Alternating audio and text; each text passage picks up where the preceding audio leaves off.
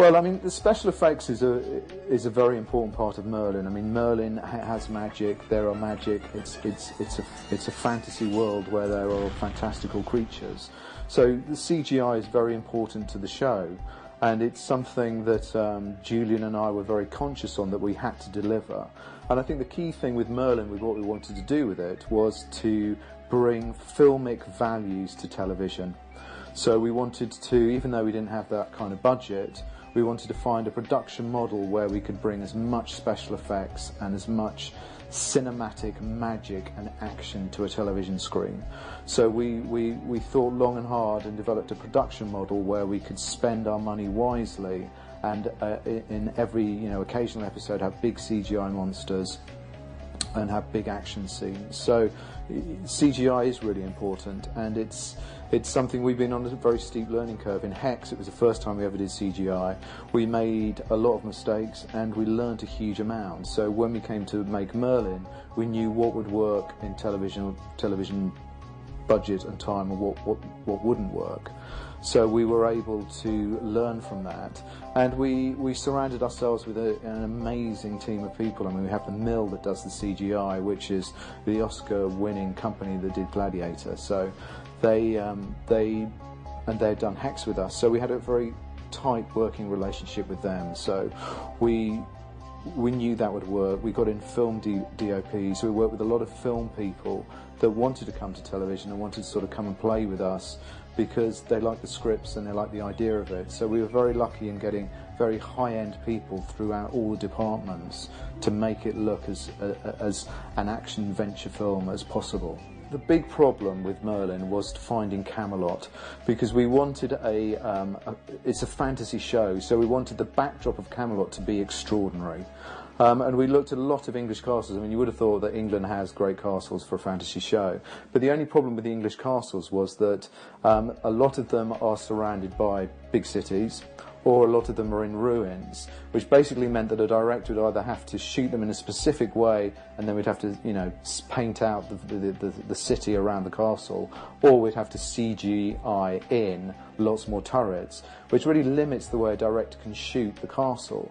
And as we wanted Camelot to be this constant backdrop, we wanted, a castle in its full splendour. So we started looking around Eastern Europe, and then we thought, God, that's too far.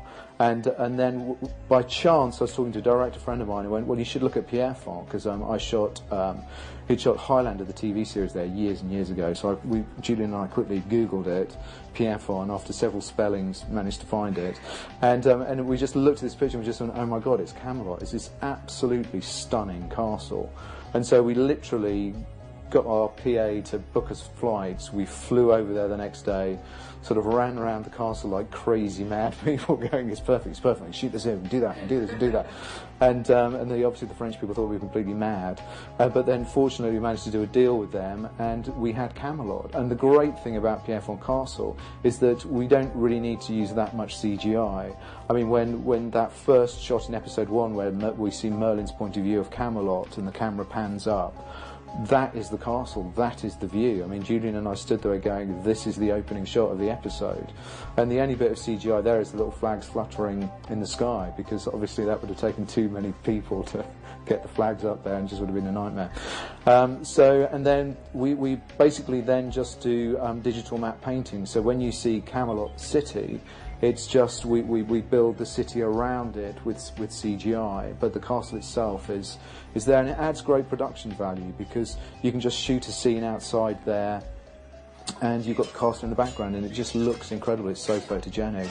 So we basically split our shoots between Pierrefonds Castle and then a studio in Wales. And in Wales we've got various, we've got Gaius's chamber, the council chamber, and then Merlin's bedroom, Arthur's bedroom, and Morgana's bedroom.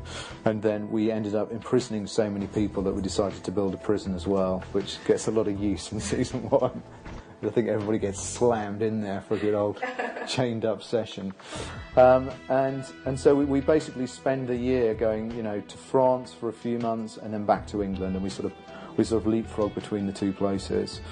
I mean, we could shoot a lot more in the castle if we had time, and we certainly use the big hall. So in episode 1, when Lady Helen arrives, that's the actual hall in the castle, which is this incredible hall, and there's that great shot of Lady Helen walking down towards King Uther, and that's the shot is. I mean, we hold the shot for quite a while, but in actual time when we're shooting it, I was like kind of looking at my watch, thinking, well, how long is she going to take to walk down this bloody hall? Because it is absolutely massive.